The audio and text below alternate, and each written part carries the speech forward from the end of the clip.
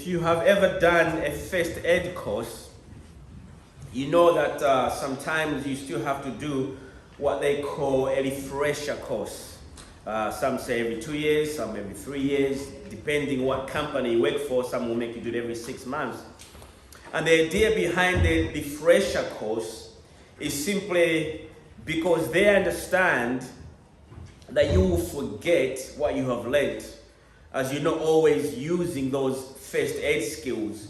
And so they know that you will quickly forget. So what I want to do this morning is a refresher of our series in Matthew to remind us how we got here. Because last time we were in Matthew was before Easter, and I suspect most of us have now forgotten how we got to the Lord's Prayer. So this morning we are doing a refresher course of how we got here, and next week we shall continue looking at forgiveness.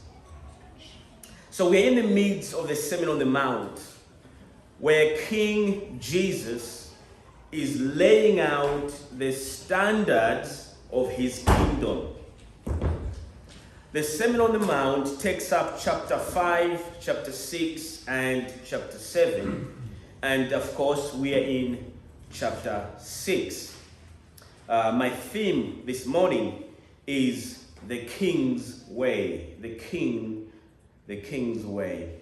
So throughout this discourse, Jesus is making it clear that those who belong to his kingdom are different kind of people. Christians ought to be different kind of people. In chapter 5, he's laid out how believers are to function in the world. Those who live according to the Beatitudes will be salt and light in the world. They will be influencers for his kingdom. Matthew 5 verse 13, you are the salt of the earth. But if the salt loses its saltness, how can it be made salty again? It is no longer good for anything except to be thrown out and trampled underfoot. You are the light of the world, verse 14. A town built on a hill cannot be hidden. Neither do people light a lamp and put it under a bowl. Instead, they put it on its stand, and it gives light to everyone in the house. In the same way, let your light shine before others, that they may see your good deeds and glorify your Father in heaven. So believers are called to be different. We've got to be different kind of people, church. We can't affect the world unless we're different. Our lives have to be different. Our relationships have to be different. Our homes have to be different. If we are going to represent the King of Kings, and if we confess that this is not our kingdom, then we have to be different. We must live as ones who belong to another kingdom. And by living according to the King's way, we influence those around us. We become a light in a dark world. What is God's plan to deal with this darkened, decaying world? His plan is for us. It's us. There isn't anybody else. It's not going to be given to anyone else. It doesn't belong to the famous evangelists. They will not touch people the way you touch people. It doesn't belong to great preachers. It doesn't belong to the people on the radio and television and people who write books. It belongs to all of us. This is God's divine plan in touching and reaching the world. The great Dr. Martin Lloyd-Jones, he says this, and I quote, most competent historians are agreed in saying that what undoubtedly saved England from a revolution such as was experienced in France at the end of the 18th century was nothing but the evangelical revival.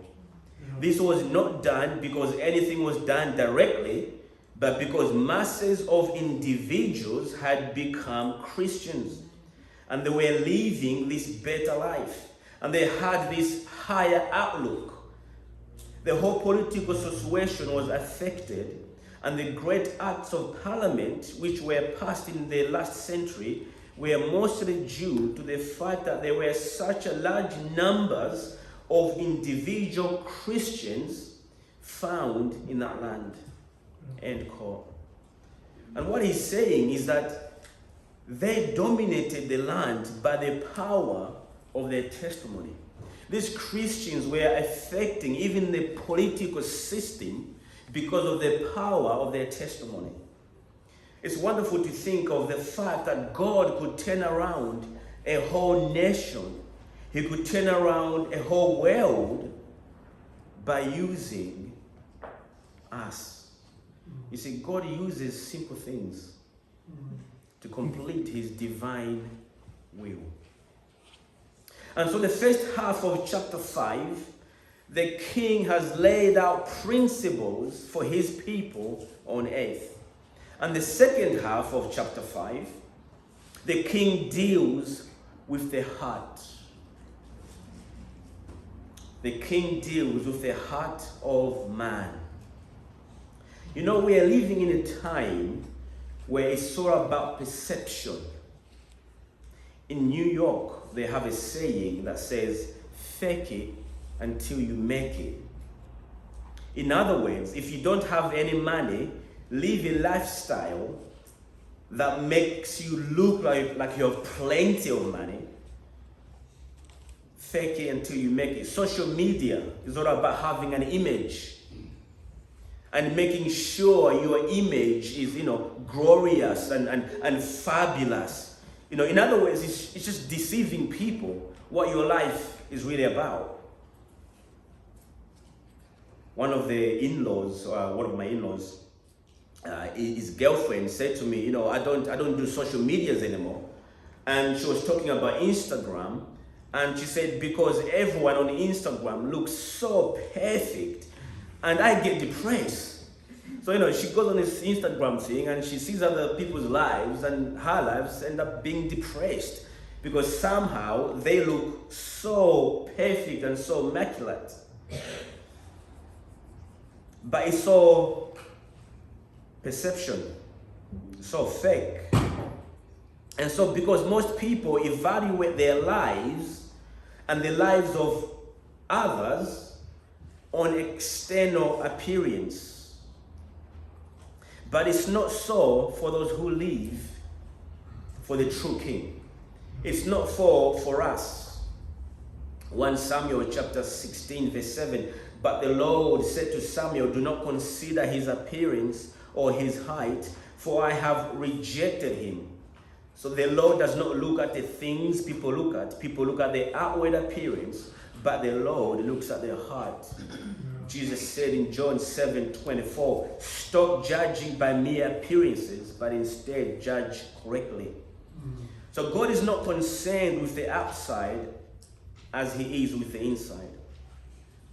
And the outside is only validated insofar as it is representative of what is the inside. So the basis of the text of Matthew 5:21 to 48, as our Lord gives standards for living in his kingdom, as he redefines and he re-emphasizes the divine standard given in the law of God. What he wants to say here is the inside is infinitely more revealing, infinitely more important than the outside. What you are on the inside is what God is concerned with. And so Matthew 5 verse 20 is the key text. He sets out to why he wants to deal with what's inside rather than the outside perception. He says this, Matthew 5, verse 20, "For I tell you that unless your righteousness surpasses that of the Pharisees and the teachers of the law, you will certainly not enter the kingdom of heaven." So why is he saying this? Well, the scribes and the Pharisees had a righteousness that was external. The religious leaders of the day were only concerned about external things, not about what's inside. Their motive for doing anything was all about how they appear to other people. And so what Jesus is saying is he's saying you must have one that exceeds that. Your faith must be deeper than that. It must be eternal. So God is concerned about what you really are, not what you appear to be. It is the eternal that is infinitely more important. So the righteousness of the scribes and the Pharisees was external. It was ceremonial, ritualistic, hypocritical, legalism. And the righteousness that God demands is something eternal. And the true king was setting the record straight, because these Pharisees and these scribes and these religious leaders spent their entire lives perfecting the outward appearance. And so what Jesus was doing here from verse 21 to 48 of Matthew 5, it was actually nothing new. For God has always been more concerned about the inside than the outside. We see it in David as he charged Solomon, his son. He says 1 Chronicles 28 verse 9, "And you, my son Solomon, acknowledge the God of your father and serve him with wholehearted devotion and with a willing mind. For the Lord searches every heart and understands every desire and every thought. If you seek him, he will be found by you. But if you forsake him, he will reject you forever." Jeremiah chapter 17 verse 10. "I, the Lord, search the heart and examine the mind, to reward each person according to their conduct, according to what their deeds deserve." Proverbs chapter 16 verse 2. "All a person's ways seem pure to them, but motives are weighed by the Lord." Isaiah, speaking of Christ, this is a prophecy. Isaiah chapter 11 verse 1. "There shall come forth a shoot from the stump of Jesse, and a branch from his roots shall bear fruit. And the Spirit of the Lord shall rest upon him, the Spirit of wisdom and understanding, the Spirit of counsel and might, the Spirit of knowledge and the fear of the Lord. And his delight shall be in the fear of the Lord." And then he carries on to say, "He shall not judge by what his eyes see, or decide disputes by what his ears hear."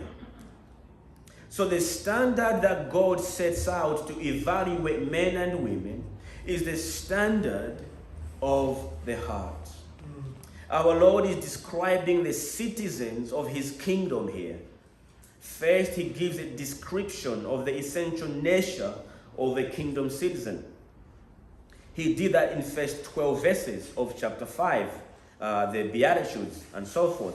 He describes the character of a true believer or a true child of God or a true kingdom citizen back in verse 3. They are poor in spirit. They mourn over sin. They are meek. They hunger and thirst after righteousness. They are merciful. They are pure in heart. They are peacemakers. They will be persecuted. They will be reviled. And it goes on. But the scribes and the Pharisees, the religious leaders of the day, they were not poor in spirit. They did not mourn over their sin. They were not meek. They did not hunger and thirst after righteousness. They were not merciful. They were not pure in heart. They were not peacemakers. All of those are eternal attitudes. All of those are elements of character. But for them, it was all about perception, about the outside. They had none of the real qualities of kingdom citizen. And Jesus is not fooled by their outward appearance.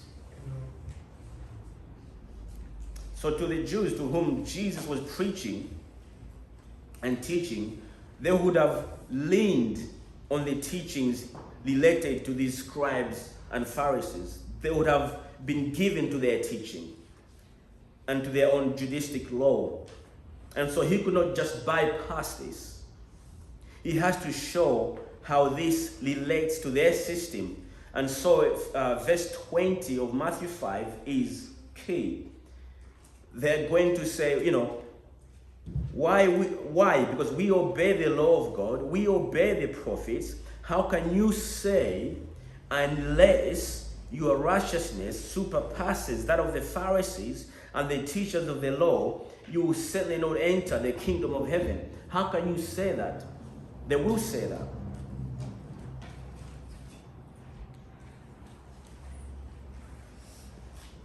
So he goes on to explain verse 17 of Matthew 5. I am not here to destroy the law. I am not here to destroy the prophets. In fact, until heaven and earth passes away, not one jot or little one jot or title shall anyway pass from this law. And I'm not going to tolerate anybody who sets aside one of God's commands. But what you have is not God's standard. What you have is not God's law. And so I will redefine it for you. And so that's what he does. That's exactly what he does through the rest of chapter 5, chapter 6, and chapter 7. All three of these chapters are Jesus' explanation of what he said in verse 17 through to 20. How does all this new information, how does this beatitude relate to the Old Testament? It isn't God's law I'm setting aside, Jesus says. He says, I am not putting that to aside. But you've lost God's law in the midst of your tradition. You have lost it because of your tradition.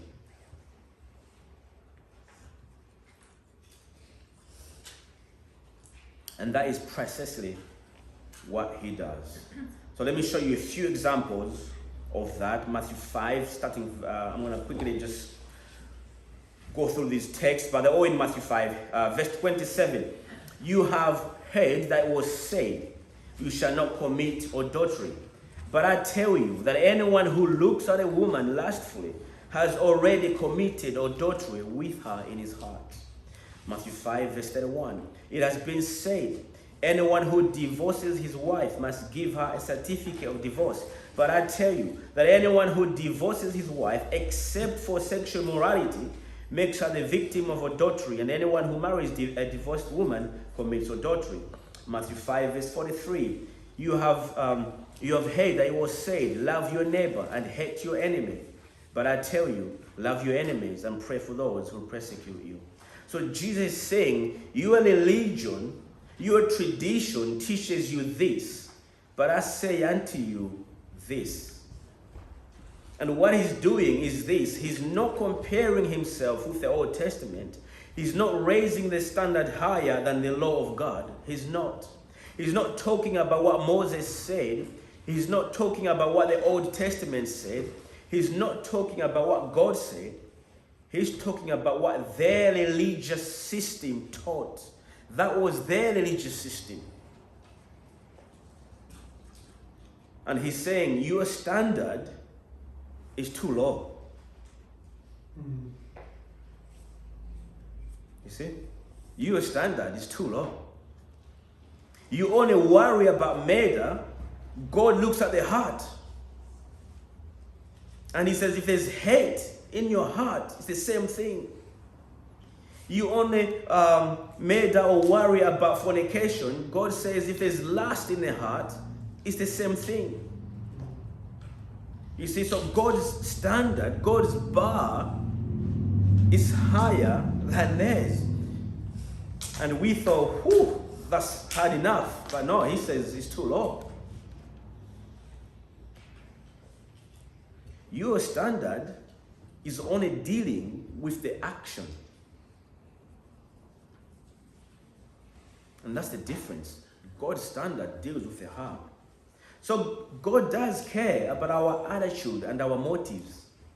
This is what Jesus was reminding those who belong to his kingdom. The people of Israel had lowered the standard and then justified themselves by what they didn't do. While their hearts were full of murder, full of lust, full of lies, full of hate, full of anger, and yet they were self-righteous because they had lowered the standard to accommodate their abilities. And Jesus lifts it back up to where it belongs. And so chapter 6, where we are, opens up with the words, verse 1 of chapter 6 of Matthew, "Be careful not to practice your righteousness in front of others to be seen by them. If you do, you will have no reward from your Father in heaven." You see? And so the first 18 verses of Matthew 6 deals with this very issue, living a Christian life that is just for the show. Because it has no substance. And so Jesus says to them, don't be an actor.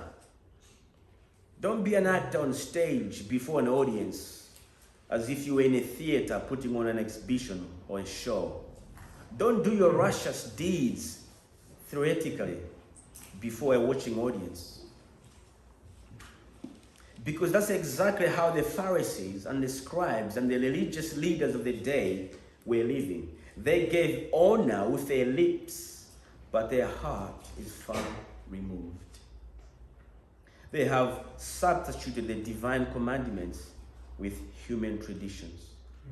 And they have an inadequate system of hypocritical living.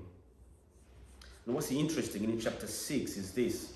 He's still talking about the same thing, the standards of the righteousness, but there's a little different, or a twist, if you will. Chapter 5, verse 21 to 48, he's dealing with the righteousness taught by the scribes and Pharisees. And now in chapter 6, he wants to see the righteousness practiced or lived out by the scribes and Pharisees. So in verse 5, he was saying, this is what you teach, but this is what God teaches. Now in chapter 6, he says, this is how you worship, this is how you live, this is your practice, but God's standard is up here. So in one section, he's dealing with their teaching, and in another, he's dealing with their practice. Matthew chapter 6, verse 1, "Be careful not to practice your righteousness in front of others to be seen by them. So when you give to the needy, do not announce it with trumpets as the hypocrites do in the synagogues and on the streets to be honored by others. And when you pray, do not be like the hypocrites, for they love to pray standing in the synagogues and on the street corners to be seen by others. Truly I tell you, they have received their reward in full." And so verse 16, when you fast, don't be like the hypocrites. The hypocrites are synonymous with the Pharisees and the scribes. And again, he's saying, when you practice your religion, when you live out your spiritual life, it's got to be superior to theirs. Because once again, everything they did was simply a show. Their giving was a show. It was all about them and how people received them and perceived them. Their praying was a show. They would stand in the street corners, and when it was time for prayer, and they came to the street corner for the sole purpose of being seen. They knew it's prayer time. I'm going to go to the busiest corner of the street and start praying because I know there's more people here who will be watching me. It was all a show. Their giving was a show. It was all a show. So he picks out 3 elements of their religion. He picks out 3 elements. 1, they're giving. 2, they're praying. And 3, they're fasting. Their giving is the element of the religion that deals with others. Their praying is the element of religion that deals with God. Their fasting is the element of religion that deals with themselves and the mortification of the flesh. So he really sums up the whole area of religious responsibilities. Whatever it is that I am in my worship, it should be coming from the depths and the pure of my heart. And so in our series, we are now in the Lord's Prayer, as you know. And that comes just after he has said, don't pray like them. Right? So he says to them, don't pray like them. Don't let your prayers be like a show, but rather, verse 9, this is then how you pray. And that's how we ended up in the Lord's Prayer. Don't be praying like them, but rather, this is how you pray. And we finished off in verse 12. And so, we are looking forward to next week and continuing that series in the Lord's Prayer. But you see what he's trying to do here. Through all the Sermon on the Mount is to drive them to so that they would realize that they're inadequate. That they can't help themselves. They've missed the boat. They're desperately in need of a Savior. And of course, he will then offer himself to them. And that's the same message he has for us this morning. The world is full of religious people. And some of them are here in our church right this morning. The religious people who are lost. Religious people whose religion is a sham. Actors. Masquerade. Patrick Fabian, he says, the scribes and the Pharisees of the age had completely invented the order of things. Their carnality and self-righteousness had led them to exalt the precepts respecting ceremonial observance to the highest places and to throw the duties inculcated in the 10 Commandments into the background. They just dealt with externals. The state of their heart was not their concern, but it was Jesus' concern. End quote. So the standard is so high that we can't obtain it. But Christ met the standard. Christ met that high standard, and he imputes it to us. His righteousness is imputed in us. Apart from the law, we couldn't keep the law.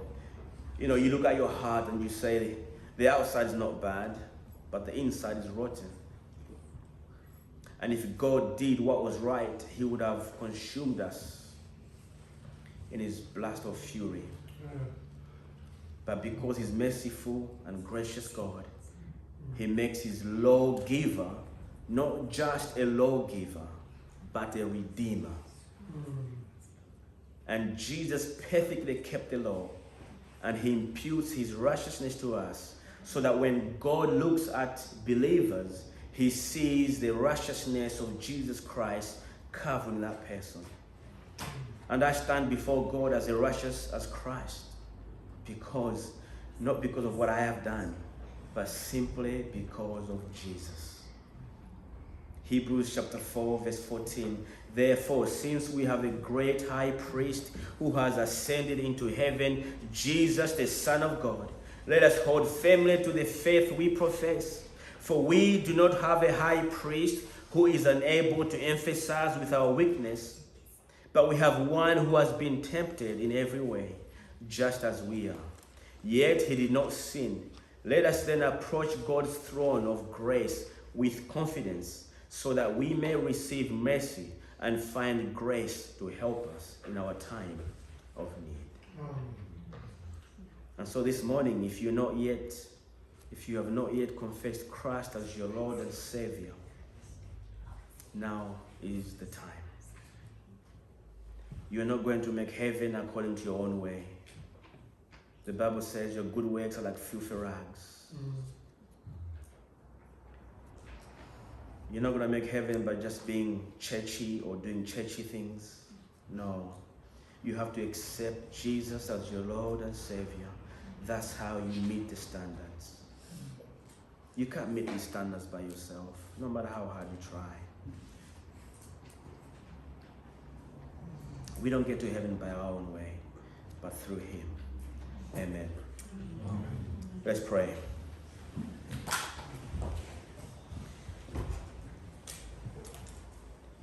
Lord Jesus, we thank you that not only you came to set the record straight and put things right, but you came to redeem us from our false ways. We were so lost in our sins, but yet deep down we were wishful thinking, like most of the world. Oh, heaven will be my home because I'm good. We were wishful thinking. But you have shown us today that the standards of God are high. So high that without the ransom, without the Redeemer, without the shedding of blood, we have no hope. So we thank you, Jesus, for being our Redeemer and our ransom.